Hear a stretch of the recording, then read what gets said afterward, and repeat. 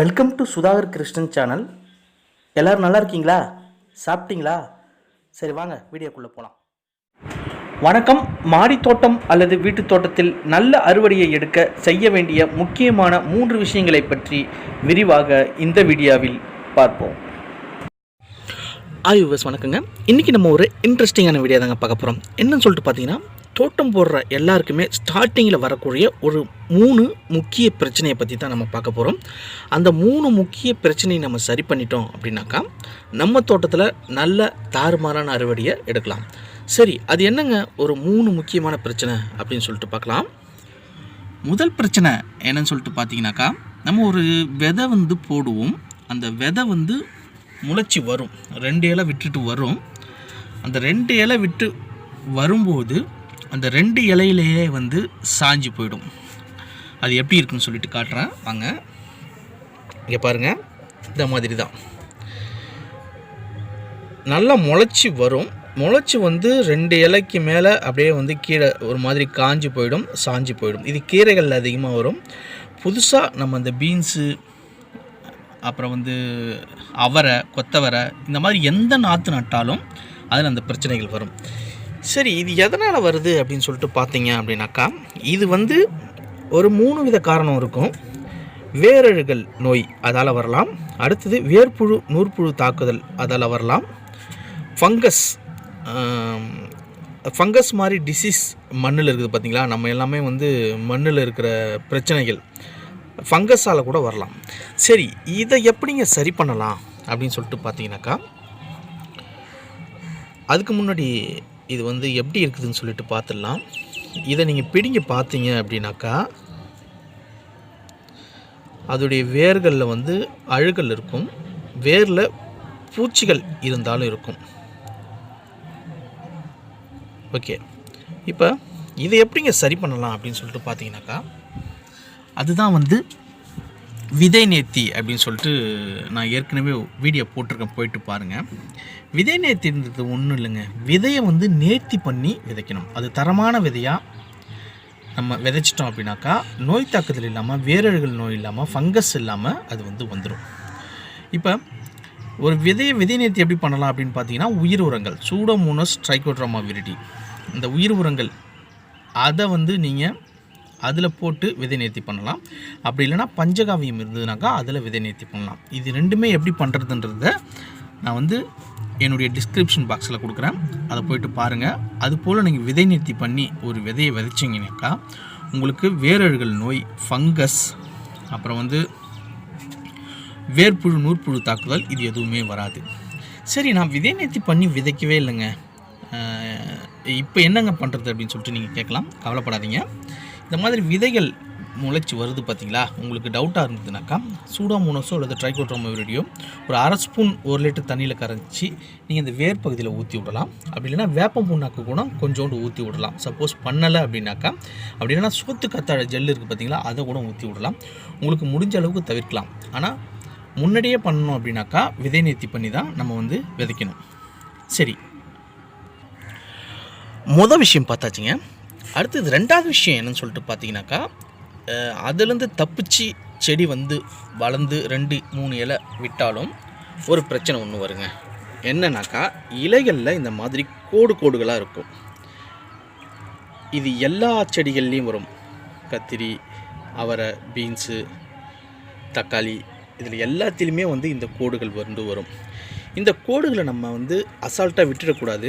இது பெரிய செடியில் வந்தால் பிரச்சனை கிடையாது. அதுவே ஒரு சின்ன செடியில் 2 இலையில் வருது அப்படின்னாக்கா நம்ம கவனிக்கணும். இது தாய்ப்பூச்சி முட்டையிட்டு போயிடும். அதுக்கப்புறம் அதில் இருக்கிற புழு உள்ளே போயிட்டு இந்த பச்சையத்தை எல்லாத்தையுமே, திசுக்கள் எல்லாத்தையுமே சாப்பிட்டுட்டு இந்த இலையே ஃபுல்லாக காஞ்சி போகிற நிலைமைக்கு ஆகிடும்.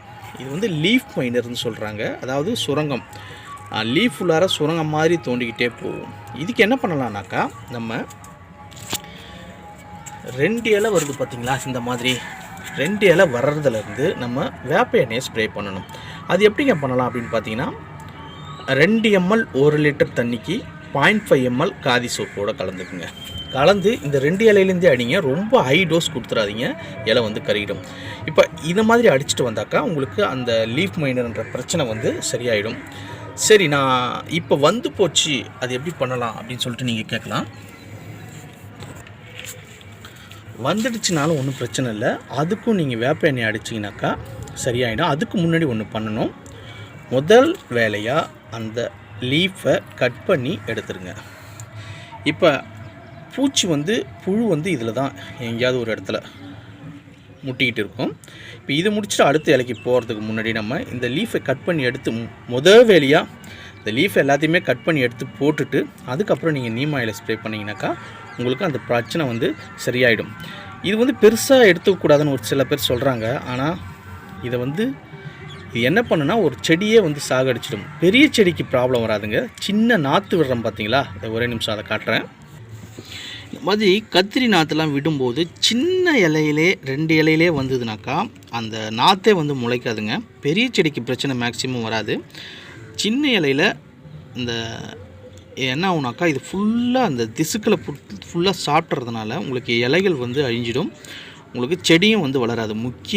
ஒரு செடிக்கு முக்கியமானது என்னென்னு பார்த்தீங்கன்னா இலைகள் தாங்க. அதனால் கண்டிப்பாக நீங்கள் அசால்ட்டாக விட்டுறாதீங்க. ஃபஸ்ட்டு இலையை கிள்ளிட்டு அதுக்கப்புறம் வேப்ப எண்ணெய் ஸ்ப்ரே பண்ணுங்கள். இந்த ப்ராப்ளம் சால்வ் ஆகிடும். அடுத்தது என்ன பிரச்சனை அப்படின்னு சொல்லிட்டு பார்க்கலாம் வாங்க.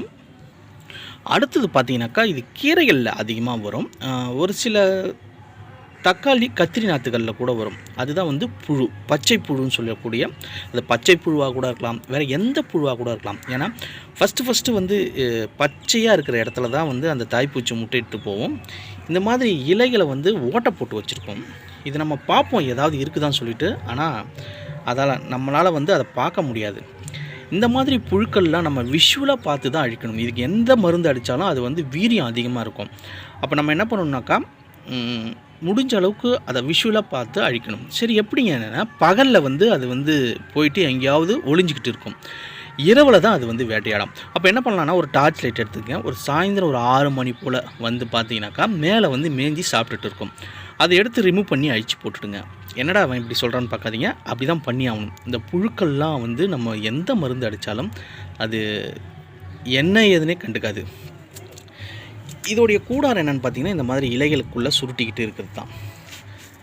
இந்த மாதிரி இருக்கிற இடத்துல இலைகளில் சுருட்டிகிட்டு இருக்கும். அது இரவில் தான் வெளியில் வரும். இப்போ இலைகளில் ஒட்டிக்கிட்டு கூட இருக்கலாம். இந்த இதில் ஓகே, இதிலே கூட ஒரு புழு இருக்குதுன்னு நினைக்கிறேன். இதை பாருங்கள். ஓகே, இதை பாருங்கள், உங்களுக்கு தெரிஞ்சிருக்குன்னு நினைக்கிறேன். இதுதான் பச்சை புழு. இதை அப்படியே எடுத்து அழிச்சு போட்டோன்னா பிரச்சனை இல்லை. இதுக்கும் நம்ம வேப்ப எண்ணெயை 2 இலையில் இருக்கும்போதே வேப்ப எண்ணெயை நம்ம ஸ்ப்ரே பண்ணிவிட்டு பூச்சி வந்தாலும் வராட்டாலும் அடிச்சுட்டு வந்தோம்னாக்கா உங்களுக்கு இந்த பச்சை புழு பிரச்சனை சரியாயிடும். பாருங்கள், அது நகர்ந்து போயிட்டே இருக்குது, தெரியுதுங்களா? சரி, இவ்வளோதாங்க. அதாவது தோட்டம் போடுறப்ப ஸ்டார்டிங்கில் செய்ய வேண்டியது என்னன்னு சொல்லிட்டு நான் இப்போ சொல்லியிருக்கேன். அதுக்கப்புறம் என்னென்ன பூச்சிகள் வரும், அதை எப்படி கட்டுப்படுத்தலான்றதை பின்னாடி வர வீடியோவில் பார்க்கலாம். இந்த வீடியோ உங்களுக்கு ரொம்ப பயனுள்ளதாக இருந்திருக்குன்னு நினைக்கிறேன். இந்த வீடியோ பிடிச்சிருந்தால் கண்டிப்பாக லைக் பண்ணுங்கள், ஷேர் பண்ணுங்கள், சப்ஸ்கிரைப் பண்ணுங்கள். மீண்டும் ஒரு அடுத்த நல்ல வீடியோவில் சந்திக்கிறேன். நன்றி, வணக்கம்.